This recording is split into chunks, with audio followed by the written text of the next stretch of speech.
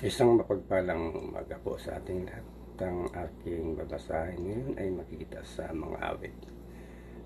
Chapter 111, verses 1 to 3. Awit ng pagpupuri sa kadakilaan ni Yahweh. Buong puso siyang pasasalamatan. Aking papurihin sa gitna ng bayan, kasama ng mga lingkod na hinirang. Ang mga gawa ni Yahweh, tunay na pagkadakila. Mga nalulugod sa kanya, lagi kong inaalaala. Lahat niya ay gawa, dakila at wagas. Katwiran niya ay hindi magwawagas. Ilan po, maraming salamat. Purihin ang Panginoon sa kanyang mga banal na salita. God bless.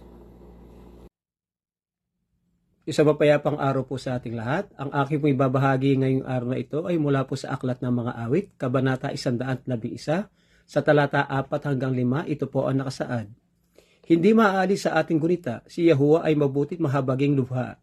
Ang sa kanya'y gumagalang pagkain ay sagana, pangako ni Yahuwah ay di nasisira. Ito po ang nakasaad sa banal na kasulatan. Ibigay po natin lagi ang pinakamataas na papuri, pasasalamat sa ating Ama lumikha. Amin. Isang mapagpalang gabi po sa ating lahat. Ang aking pong babasahin ngayon mula sa libro ng Salmo, chapter 111, verses 6 and 7. Ipinakita niya sa kanyang mga mamamayan ang kapangyarihan ng kanyang mga gawa, sa pamamagitan ng pagbibigay sa kanila ng mga lupain ng ibang mga bansa. Tapat at matuwid ang lahat niyang ginagawa, at mapagkakatiwalaan ang lahat niyang mga utos. Amen. God bless po. Good morning po. Ang aking Bible verse for today is from the book of Psalms, chapter 111, verse 8.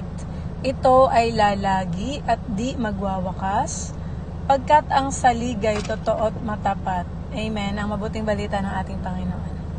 So muli po, isang mapagpalang araw po muli sa ating lahat at purihin po ang Panginoon. No? Tayo nga po ay nasa Psalms chapter 119 verse 9 to 10 ang ating pong babasahin.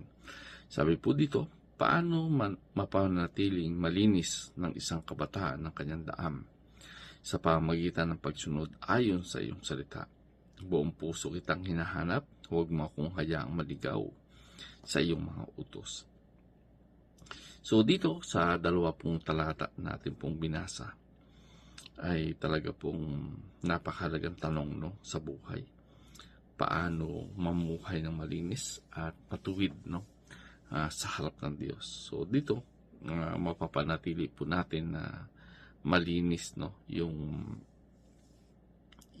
ating pagkatao sa pamamagitan po ng salita ng ating Panginoon, no? Na kumbaga isa sa buhay po natin, susundin po natin yung kanyang salita. Ito po yung magbibigay sa atin ng guidance, no? Upang ang ating buhay ay maging maayos. So, purihin po ang Panginoon na talagang malaki po yung naitutulong ng salita ng Panginoon para tayo ay magkaroon ng maayos sa takbuhay ng buhay. So, napaka-importante po ng Word of God sa ating buhay.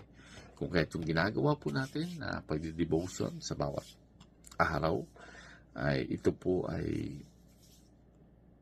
nagiging malusog yung ating spiritual na buhay. So, purihin po muli ang Panginoon and God bless everyone.